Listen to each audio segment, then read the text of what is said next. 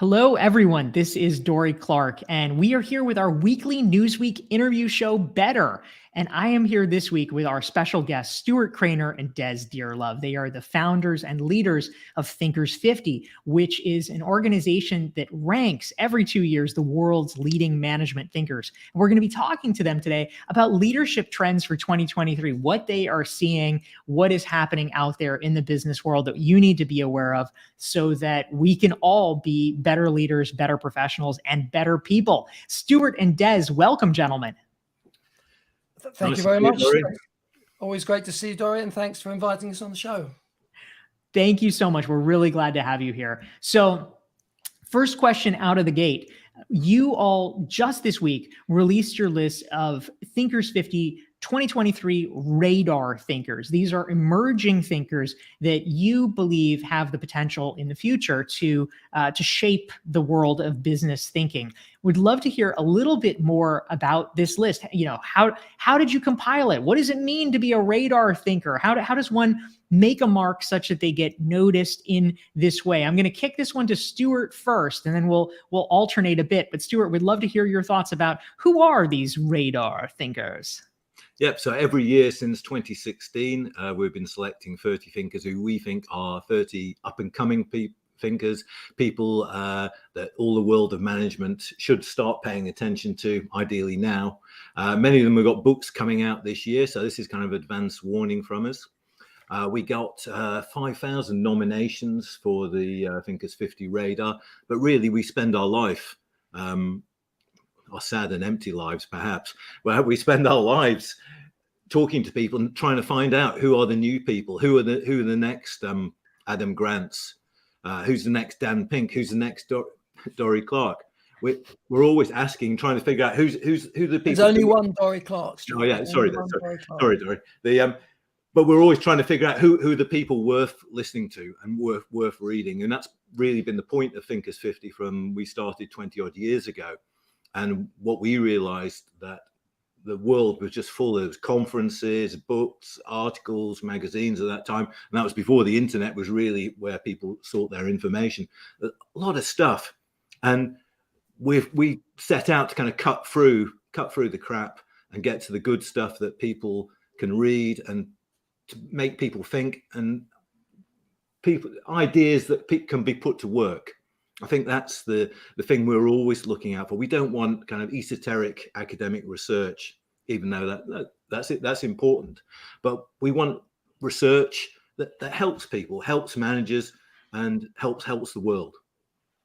That's great. We're here with Stuart Crainer, and in a moment, I'm going to turn to Dearlove. We're so excited to hear your perspective. We just want to say hi to everyone tuning in from around the world. So if you are tuning in, please type into the chat box and let us know who you are and where you are tuning in from. And we are taking your questions for Stuart Crainer and Dearlove. They're the heads of Thinkers 50, which ranks the world's leading business thinkers. Now, Des, I'm curious. Stuart was telling us about the Thinkers 50 radar thinkers that have just been unveiled, but I think our audience would love to get a sense of who some of these folks are. Now, obviously, it's a list of, I believe, maybe 30 people. Is that right? So it's too many to name, but perhaps you could tell us a little bit about some emblematic folks and some of the interesting things that they're doing.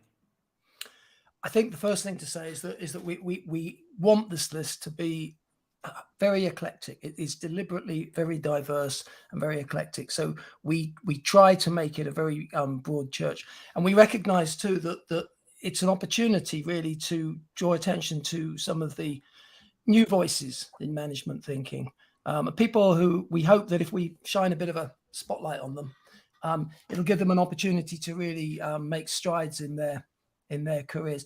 Stuart, who comes to mind on the list that this time round? I like Mark Vletter, Dutch entrepreneur, founder of a number of fast-growing Dutch businesses, and all his businesses have the same edicts of no management. They're all self-managed. He puts holacracy to work.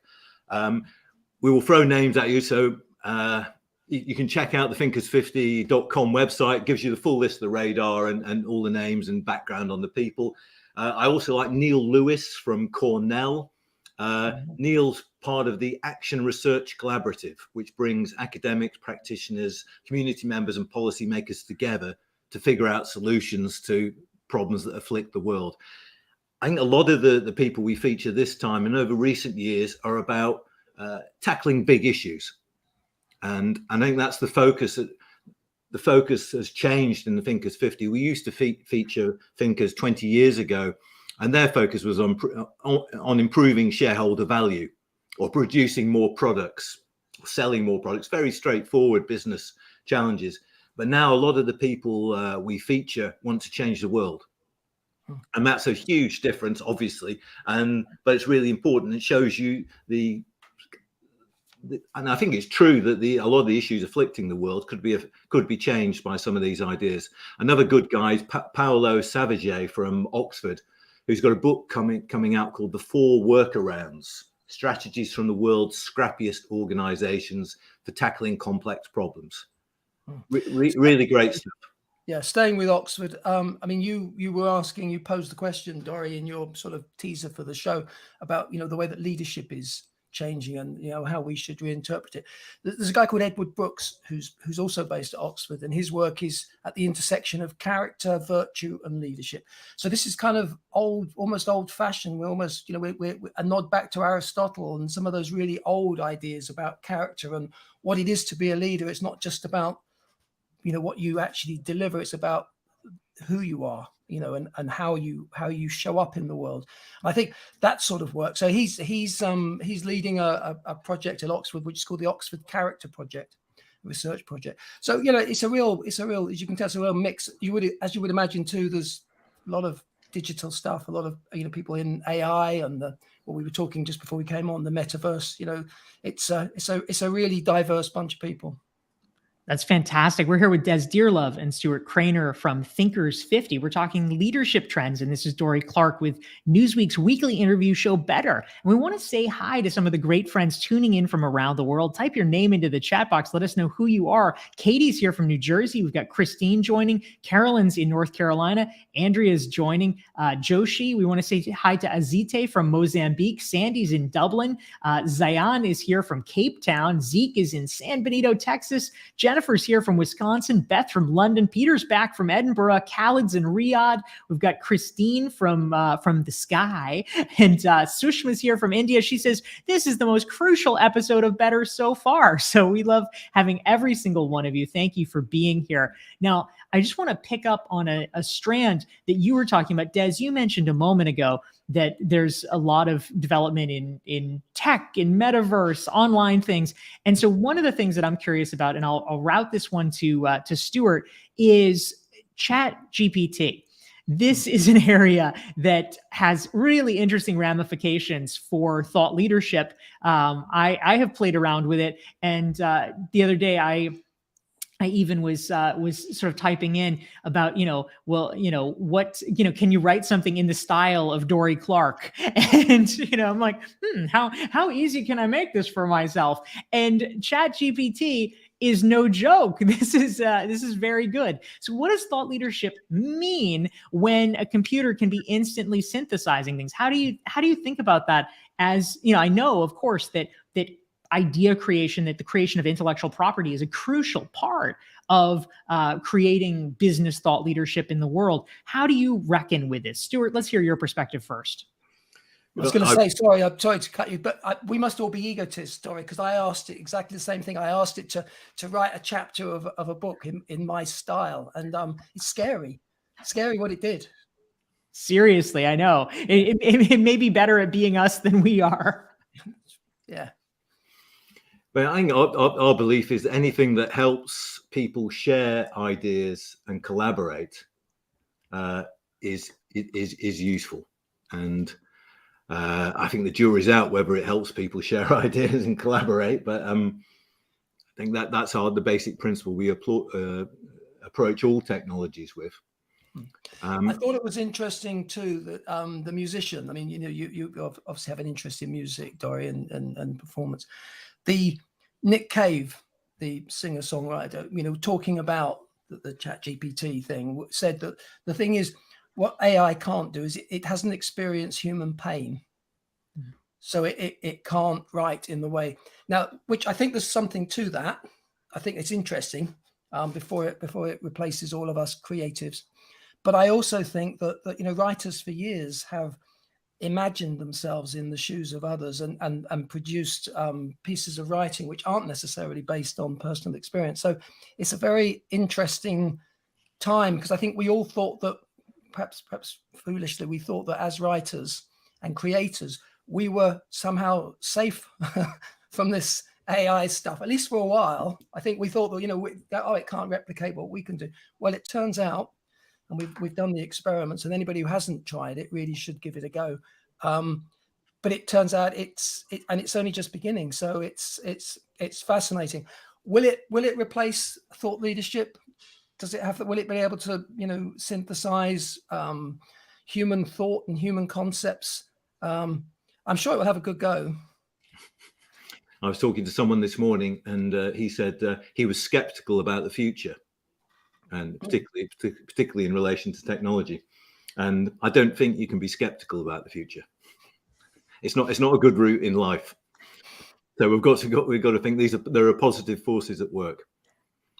That's right. It's coming one way or another. So that's really interesting. Thank you, gentlemen. We just want to say hi to some of our great friends tuning in from around the world. If you're enjoying the conversation, hit the like and the share button so that your friends can benefit from it as well. Cheryl is tuning in from Minneapolis, St. Paul. Joshi's in Uganda. DT's in Rochester. Saying hi to Chelsea in Fort Worth and Allison in Toronto. Naresh Kumar's in India and Monica's in Denmark. My man Franz is in Bonaire, Dutch Caribbean. John Luca's in London and Brooke is in Baltimore. We love having every single one of you. And a great question came in from Adnan. A lot of folks are probably wondering about this as well. I'm going to route this to you first, Des. Adnan says, what are the criteria when nominating people for Thinkers 50? If someone here is a business thinker or an aspiring business thinker, maybe this is something they dream of one day, is to be able to have the level of impact necessary to get it onto the Thinkers 50 list or the Thinkers 50 radar list. What are the things they should be thinking about or working on so that they can be able to do that in the future? We actually produce 4 different lists, of which the radar, which, as you rightly pointed out, has just come out this week. In fact, the radar list is out. The radar list is much kind of looser in the sense that we rely on the eyes and the ears of people who are in business, but especially people who are already in the Thinkers 50 community. People tell us about the bright young things who are coming through, because we simply can't monitor the entire world. So that list is a bit looser, and it's deliberately eclectic. We cast the net wide. We want it to be, we want to get as many different nationalities and backgrounds as we possibly can. The ranking itself has 10 criteria. So the ranking, which we produce every 2 years, and 2023 is a Thinkers 50 ranking year. So in November, we will be producing or announcing the new ranking. So we think of it in terms of, if you like, 2 axes. So on the one side, you've got the viability of ideas, specifically how rigorously they're researched, how relevant they are to what's going on in business at the time. The reach, we're really interested in how broad they are. Are they, we don't particularly want to, we like research that covers multiple industries. Ideally, it's global as well. It's not just US based or China based or something. So we like it to have reach, and then we like it to be robust as well. So that's on the one side. That's the viability, and then the other thing we try to gauge is the visibility axis. So there are a bunch of things there. We try to measure the influence that people have. So that's in terms of you look at the number of citations that their piece of research gets, which used to be the old-fashioned way of doing it. These days, of course, we have to look to social media. That's been one of the big changes. So the criteria continues to evolve as we go along, but the ranking is a much more kind of serious study, trying to understand who are the most influential people, and how they've reached that position, and what they're doing next, because we do it every 2 years. So if you haven't done any research for a couple of years, you're potentially vulnerable to be replaced by somebody else that's doing some good work. That's right. Well, that's really helpful. Thank you very much, Des. We're here with Stuart Crainer and Des Dearlove. They are the founders of Thinkers 50, which ranks the world's top business thinkers. And I'm Dorie Clark. This is our weekly Newsweek interview show, Better. And we want to say hi to our amazing friends tuning in from around the world. Feel free to type your questions for Des and Stuart into the chat box. Larry's here from Chicago. We want to say hi to Yama in London. We have Brian from New Jersey, Yukon from California. Jackie's joining from Maryland. We have a LinkedIn friend from Dallas. Stephanie's in Chicago. We have Mary from Katona, New York. And Rudy says bonjour from France. We love having all of you. Now, Stuart, something I was curious about. I was lucky enough to participate in this actually last month, but I know that there is an initiative that Thinkers 50 has done in partnership with MIM Business School in Kyiv. And you have been helping spread positive ideas to help the people of Ukraine during their difficult time. Can you talk a little bit more about this collaboration and how that came about? Yeah, it's Ukraine's leading business school in Kyiv. Obviously, their work has been decimated by the war. So what they started was a weekly webinar. Their view is that they need the best ideas in the world to rebuild Ukraine after the war.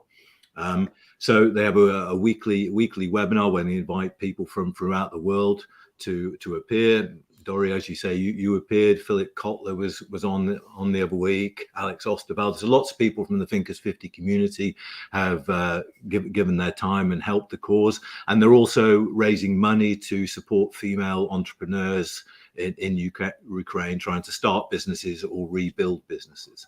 But what's really interesting there, I think, is that their commitment to ideas.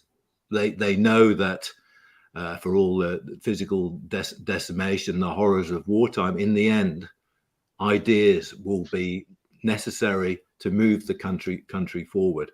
And their positivity is incredible. I was talking to them yesterday. They invited me to Ukraine yesterday. And I must admit, there's not many occasions I get invited to war zones. But they want to carry on as normal and champion ideas. So they're going to put on a physical event in Kyiv in September. And they're making the point that ideas change the world for the better. And I mean, in the broad sweep of history, that's true. And in the particular case of Ukraine, they want to harness ideas to rebuild their country. That's really powerful. Thank you. We're here with Des Dearlove and Stuart Crainer of Thinkers 50. This is Newsweek weekly interview show, Better. I'm Dorie Clark. We want to say hi to CL tuning in from Miami, Floret from Dubai, Angelique's in Indianapolis. We have Alberto in Brazil, John from Atlanta, and Sarah from Yemen, Kimani from Kenya, and Jefferson from Brazil. We love having all of you type your questions for Stuart and Des into the chat box. And a great one came in. Des, I'd love to send this one your way from Prashant. And Prashant wants to know, what is one old leadership trait that we all need to unlearn? You all are the masters of business and leadership trends. What are the things we need to clear out and get rid of? Yeah, interesting. I'm gonna come around on that particular question. I mean, the question you posed in your when you invited us on the show was, how is the scope of leadership changing? And I think there's a good kind of segue from Stuart's point about Ukraine, because I think what's going on at the moment is we are being offered, if you like, there's a polarization of leadership that we can see in the world. So, and in a way, the war in the Ukraine absolutely illustrates that. I think it perfectly illustrates that. On the one hand, you have a leader who's, let's say, using the old-fashioned command and control techniques, and then on the other side, you've got a leader who is all about building, creating collaboration, giving hope to his people, rallying, and again, not necessarily the leader we would have expected to step into that role. So it's a really interesting time. I think the thing to unlearn probably is this sense that there is a way that leaders look, and that leaders have to be decisive always, and they have to be powerful. They have to be commanding. I think that if you like, the heroic leadership myth we don't need another hero. What we need is real people, I think, and real people are heroes when they do the right thing. I think it's fascinating to hear people like somebody like Jacinda Ardern talk about what leadership means to her. Obviously, she's just stepped back from being Prime Minister of New Zealand, but she talked about being kind and strong. And I think leaders can be kind. These things can go together. So we don't need to be. I think we could start to unlearn some of the lessons about being ruthlessly decisive and making decisions in very rapidly. Sometimes actually taking the time to reflect, thinking about thinking things through, being a bit kinder to the people that follow us. I think there's something to be said for that. I think that's the shape of leadership that I'd like to see anyway, moving forward. And I think there are real signs that that's coming through, and perhaps the command and control leaders that we've seen in the last couple of years, perhaps we're moving away from that model. I think we have to unlearn our assumption that leadership is associated with age. So I'm a 60-year-old white guy, therefore I'm a leader. And I was kind of, why are our leaders older people? And the logic is because they've got more experience. But having more experience in a world which no longer exists doesn't seem to be a great recommendation for someone to be a leader, as far as I can see. And what's wrong with a 30-year-old CEO? The problem is not whether that person can do the job, because they've got the energy, certainly the intelligence to suggest that they can. But what stops 30-year-olds being CEOs is the attitude of other people. And that's what needs to be unlearned. So leadership should be open to all. It's a really interesting point. Thank you. That's Stuart Crainer. We're here with Stuart and Des Dearlove, and they are the founders of Thinkers 50. If you're enjoying this conversation and you want to never miss one, every week we are doing these Newsweek interview shows. Just go to dorieclark.com. You can sign up for the email list there. You'll never miss an episode because you'll get messages and reminders. And if you want to learn more about the great work that Stuart and Des are doing at Thinkers 50, go to their website, thinkers50.com. You can join their email list so you'll be notified about upcoming events and things that you should know. We also want to say hi to great friends tuning in. Stephen is here from Silicon Valley. We have a LinkedIn friend from Calgary. Miriam is in Malawi. We have Christopher here. We have Christine in Rochester. Petra's in Martinique. We have Tu Dong from Paris, and Rita Marie is here from Ireland, and Natasha Fatma from Paris. We love having all of you. And a question that I am curious about, gentlemen, is when you think about the best leaders that you personally know, people in your own life, not necessarily a Peter Drucker type figure, but maybe just a sort of regular leader that you have encountered. Who stands out to you and why? Is there sort of a personal exemplar you turn to? I will open up the floor for either or both of you if there's someone that comes to mind. There's a guy called Henry Stewart who is CEO of a company in London called Happy. And Henry is a fantastic guy, huge amounts of energy and integrity. And he gives people power. And every decision is pre-approved. So people used to come to him and say, Henry, can I spend £500 on this? He would say, no, it's pre-approved. Giving people the power and the freedom to do things. And I think the best managers we've come across are people like that.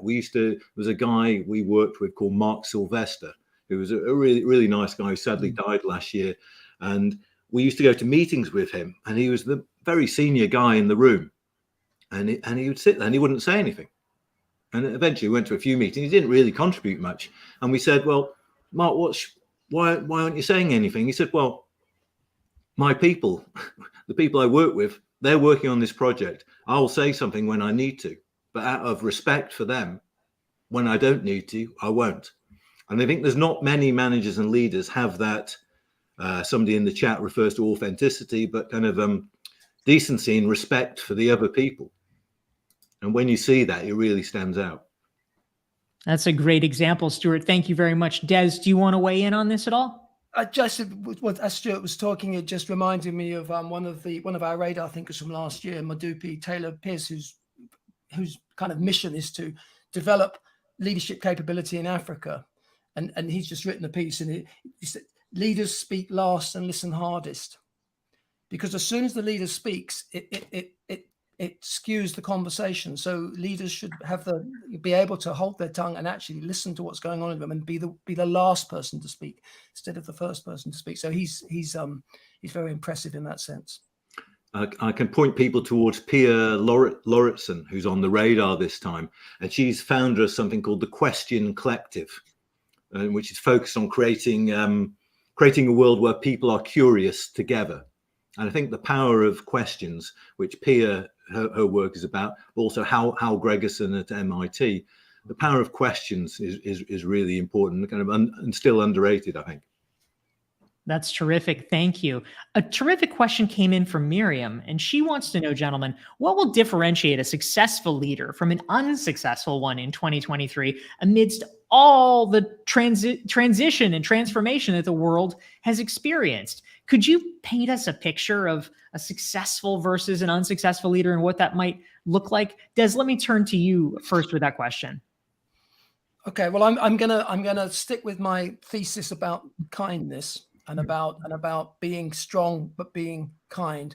I think it's about maintaining the humanity. I think one of the big changes that's going on that we see is, once upon a time, leaders used to tell us that they had all the answers. And once upon a time, we maybe even believed that. But the world is changing so rapidly now that it's not even feasible that people can have all the answers.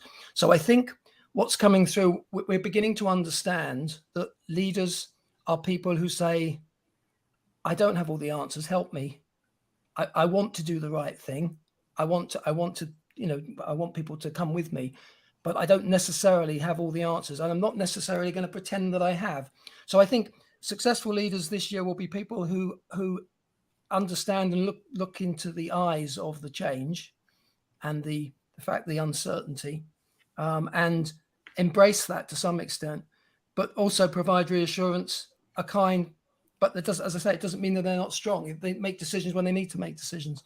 I think the people that will come unstuck are people who still tell the world that they know the answers and that they know, and we've seen one or two leaders who do that. I think we know who we're thinking of. I think there's been an emphasis on solutions, getting quick solutions, and no examination of the underlying problems. So I think the leaders who succeed in the future will be those who don't follow instant quick solutions, but dig into what the underlying problem is and work with people to understand the underlying problem and then tackle it. Rather than the quick fix. Yeah. Those are great. Hopefully followers have an appetite for a longer, for people who are prepared to do that and not just look for a quick fix. Yes, I think that's a really excellent point.